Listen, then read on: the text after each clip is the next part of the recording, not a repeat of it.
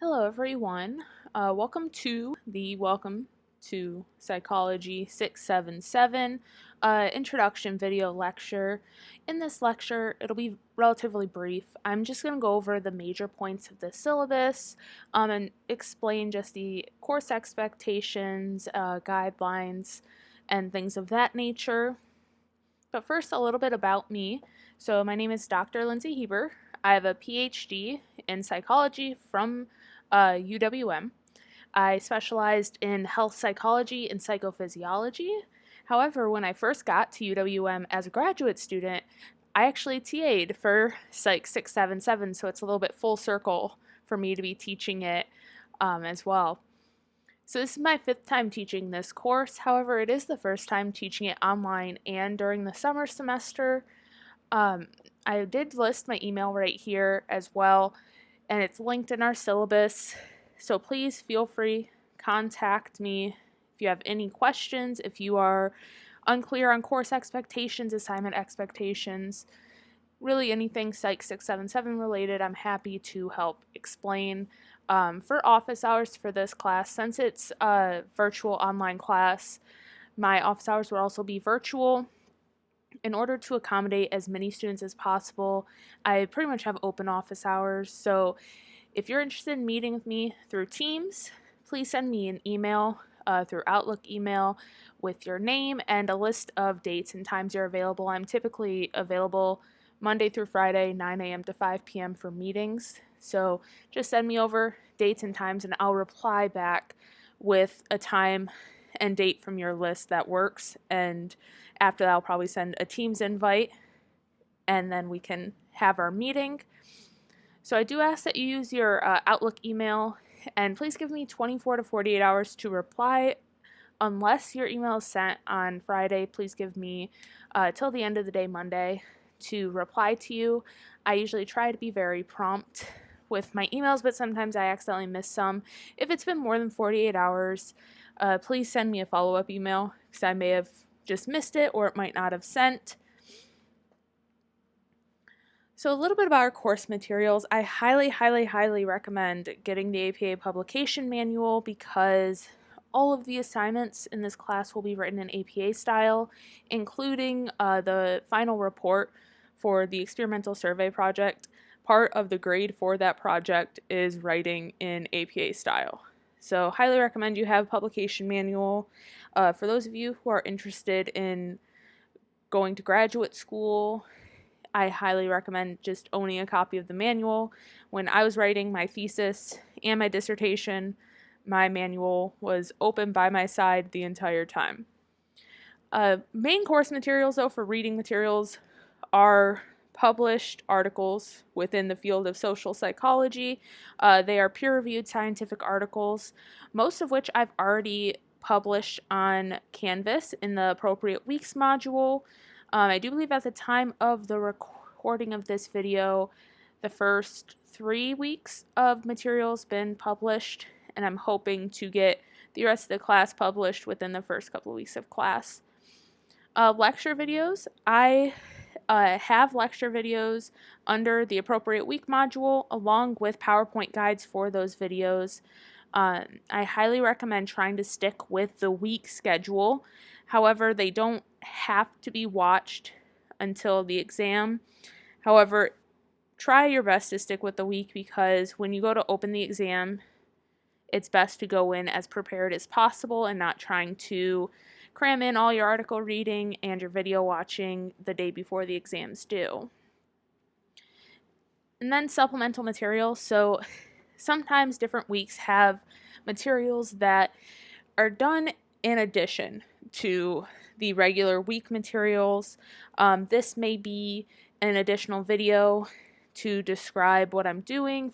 So for example, when we get to data analysis, supplemental material will include step-by-step how-to YouTube videos for the statistical tests.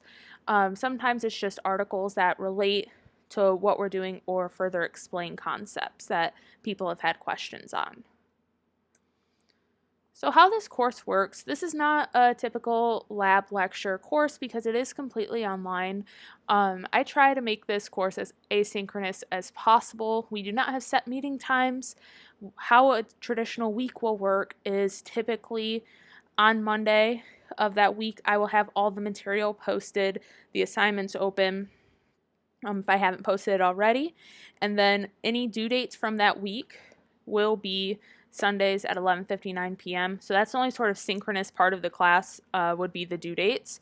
However, you can pretty much go at your own pace. So if you have a lot of free time Monday and Tuesday and you want to get through all the material of that week, Monday and Tuesday, you're welcome to do so. If you feel more comfortable spreading it out, up to you. As long as you get the assignments in by the due dates, you can sort of set your own schedule in that sense. So we have weekly online materials and videos. Our course schedule, which is towards the end of the syllabus, it is separated by weeks. This is an 8-week summer semester. And then on Canvas, I have it separated a little bit further into exam 1 and exam 2 material. So exam 1 is the first 4 weeks of class. Exam 2 is weeks 5 through 8. So every week I will post at least one video lecture, sometimes 2. This week there is a couple of videos just because we also have an optional video for the introduction to social psych for those of you who have not taken social psychology before or just want a refresher on that. I did publish my video lecture from my introduction to psychology class over the social psychology chapter. Those lectures always have PowerPoints accompanying with them. And then at least one article that relates to social psych. So these are scientific journal articles that are peer-reviewed. It's great practice to start to really learn how to read these articles. So usually at least one. Some weeks, I do believe the most in 1 week would be 3, and that's because I do talk about those 3 specifically in the video lectures that I posted. And then usually one assignment due on Sunday by 11:59 p.m. We also have one project that spans pretty much the entirety of the summer semester, and that is our experimental survey. So we will start to develop that through our group discussion boards. We'll choose a topic. We will then sort of come up with materials and share materials. Then we'll vote in Google Form survey what questions we want to include in our survey, what we want to measure, how we want to approach our topic.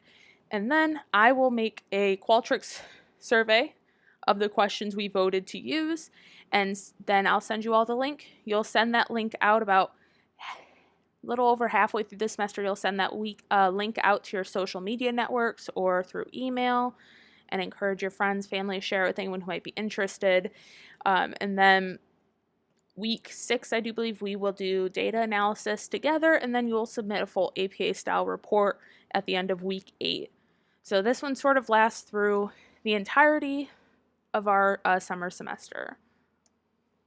As for course communication, I do try to post regular updates on Canvas through Canvas announcements regarding due dates, plans, and new content. Please make sure you are keeping track of the due dates on your own. It is your responsibility overall to know what's due at the end of each week. I do try to post announcements just reminding you all, but sometimes I forget or I don't get to it on time, so please make sure you're keeping track. My primary source of communication with you all is Canvas announcements, so please make sure to read them. I typically don't post just random announcements. All my announcements have a purpose, whether it be a due date reminder or a link to the Google Forms survey or Qualtrics link, things of that nature. So I usually choose to share those through Canvas announcements. So I highly recommend that you do turn on email notifications. So that way, every time I post an announcement on Canvas, not only are you getting the Canvas notification, you're also getting a notification through your Outlook inbox as well.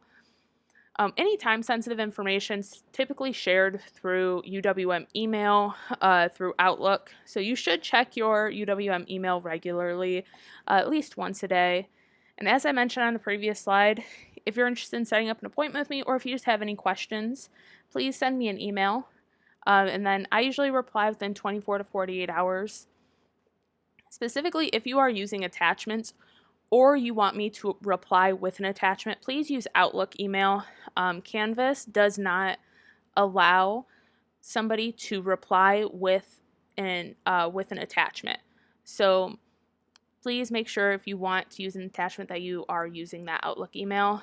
I always use Outlook email to respond to you because I have email notifications set up.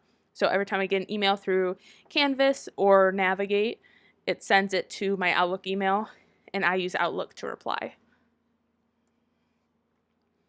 So the overview of this class. We have 2 exams. They are 60 points apiece. Like I had mentioned before, exam 1 is the first half, so weeks 1 through 4 of material, and exam 2 is weeks 5 through 8. Exam 2 is not inherently or on purpose cumulative, but as the course progresses, our material sort of builds on past material, so there is a little bit of cumulative elements just because there are some things that will follow us through the whole semester. For the exams, they're all on Canvas. They are considered to be open book, open note, so you can have all of your course materials with you as you are taking the exam. It is untimed, so you can take as much time as you wish. The only caveat is once you open the exam, you have to finish it in that setting. So you can't, do a couple of questions, then, step away and take a break, because if Canvas logs you out, it'll automatically submit your exam. So once you open it, you have to finish it. They're all multiple choice questions. Usually there are at least 2 or 3 matching questions as well. And then for our assignments, so we have assignments that are due throughout the semester. All the assignments are currently published under our assignments module on Canvas, so you can read about them. It'll take you to each assignment. It has its own individual page that sort of explains what the assignment is. I do want to highlight assignments 2 and 4 are what I consider to be the more work-intensive assignments, especially assignment 2. So assignment 2 is under the week 1 readings for the instructions. The reason being is because you will be asked to go out and make observations. So you'll be asked to basically conduct a miniature observational research study. I do provide a video explaining assignment 2, and assignment 2 is due week 4, I do believe. So there's a reason I'm giving you 4 weeks to do the assignment, and it's because it is quite work intensive. In addition to actually going out into the real world doing these observations, there is a brief write-up that you have to do as well. So it will be time consuming. Make sure you are not waiting till the last minute to do that one. This week's assignment is the Introduce Yourself forum on the discussion boards. I've separated you into research groups, and these will be the groups that you will work with this semester to help sort of formulate our class-wide experimental research survey. And then our guided research project. So our experimental survey, there's one project. Again, there's going to be elements of it sprinkled throughout the semester, and it culminates in a full APA-style report. Overall, all the assignments associated with this research project are worth about 125 points. And as I mentioned before, due dates for this class are on Sundays by 11:59 p.m., which means the start of every week falls on a Monday. So a little bit about the experimental survey research project. So we're going to be designing a true experiment where our independent variable is manipulated and our dependent variable is going to be measured through a survey. This is done through Qualtrics, and so how Qualtrics works is I can essentially create 2 surveys under one link, and I can just choose which part of the survey that participants see. So some of the participants will see our manipulation, and others will be our control group, so they won't receive the manipulation. I do have a list of topics that I'm going to publish, and you will be asked to choose from that list specifically, and you'll write a brief discussion post about it to your discussion group about what topic you would like to pursue, why, and how you would do this with a survey. So any sort of survey ideas, if you know of an assessment or anything like that, or you know of a similar research article that we could use as a source, that will be part of the assignment you'll be asked to submit to your discussion group.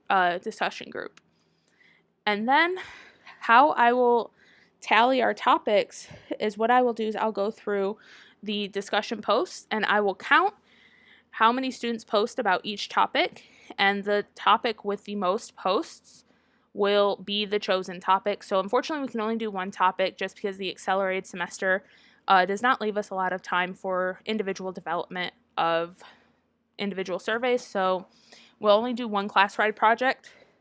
So whatever topic has the most votes through the discussion posts will be the chosen topic.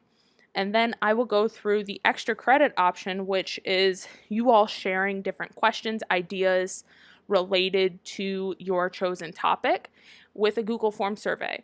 And you all will vote in that Google Form survey what questions you want to use. So on that Google Form survey, I'll also include like different demographics that you might want to measure, distractor questions as well, different images that we might want to use for manipulation or different paragraphs, things of that nature, and you'll vote in the Google Form survey. All the questions that receive more than 50% of student votes will be included to Qualtrics. And then once I make the survey, I'll send you all the link through a Canvas announcement. And again, you will be asked to share that with your network. So that can be, you can email it to people, you can, text it to your friends, you can post it on social media, and you can even encourage your friends or followers to share it with other people. And the reason we don't have to get IRB approval for this, by the way, is because we are only using this data for our class. We're not going to be publishing or presenting at a conference. This is just for learning purposes. And then once we have our results, we will go through and analyze the data through SPSS. So please make sure you have a device with SPSS on it, whether it's your own computer, which you can get it for free from the UWM Tech Shop. Instructions for that are included on page 10 of our syllabus. If you do not have SPSS on your device, you don't have a device that's capable or compatible with SPSS, all the UWM library computers do have SPSS on them. And then once we analyze it, we will do that as a class. So I'll post how-tos, so how to do a chi-square analysis, how to do a t-test, things like that, and how to do like frequency analyses, how to get average age, things of that nature. I will post like how-to guides, videos about that, so you are not going to have to do it by yourself. So please do not panic if you are nervous about doing data analysis. Don't worry, I will give you tons of how-to guides. I'll give you a lot of supplemental videos as well, so you will not be alone. I'm more than happy to help. And then after we analyze, you'll be writing a full APA-style report on our results. You'll write a full introduction, including relevant articles, so doing like a literature review of relevant past research on the topic, clearly stating our hypothesis, talking about the methods. So you'll talk about the materials we used, you'll talk about the procedure, recruitment, the participants. So we will have to collect at least some demographic information so we can have a participants paragraph, as well as a results discussion and a references page. So extra credit, you can earn up to 4% of your grade in extra credit. So I do add extra credit at the end of the semester. It's 0.5% per credit hour, so a total of 8 hours of SONA research participation for the full amount of extra credit. SONA participation is due at 5 p.m. on Saturday, August 16th. And you can also earn 1% of that 4% to your final grade by posting to that experimental survey materials database. So don't just post like a, hi, I like these ideas sort of thing. You have to post a legitimate idea, whether it's, I know of this pre-existing survey that I think will work really well with topic 2, something of that nature. Or if you're like, oh, I want to do this topic, here are some images I found that might work for an experimental and control group. So it has to be a thoughtful addition to the survey materials discussion board. So lastly, academic misconduct. Please don't use AI. Artificial intelligence is strictly prohibited. Any AI use results in a 0 for the assignment and the student who I suspect. So it's even just a suspicion of using AI. I do have to report it to the Dean of Students. That is a UW1 policy. I don't want to have to do that, so please just don't use AI. Use your own critical thinking skills, your own ideas, and don't risk misconduct. If you are unsure if a program you're using it counts as AI or not, please email me and ask. I'm more than happy to investigate and see and let you know. In that case, it's a better to be safe than sorry situation. So lastly, for this week, week 1, we have a bit of a lengthier to-do list just because there's a lot of introduction materials you have to cover. So if you haven't already, read through the syllabus. You've already watched this video, so you've gotten part of it done. Read the Festinger and Carl Smith 1959 article, which is about cognitive dissonance, and the Ash 1955 article that are on the week 1 page. Ash is about conformity. So both of them are historical studies in social psych. Watch the instructor video to the Introduction to Experimental Psychology, which is a separate video from this one. Read the instructions for Assignment 1 and Assignment 2, and please watch that Assignment 2 explanation video as well, just because it does provide just a verbal explanation of what's expected of you. Optional or supplemental material for this week, the Intro Social Psych PowerPoint slides that are under the Course Materials module on our Canvas homepage, and I also put the accompanying Social Psych, Intro Social Psych video, which is linked in our Week 1 material module. And lastly, we do have one assignment due at the end of Week 1. It's the Introduce Yourself Forum on Canvas, which is due on Sunday, June 29th by 11:59 p.m. Thank you so much for watching. If you have any questions, please email me. I'm more than happy to clarify any expectations or anything like that. Thank you.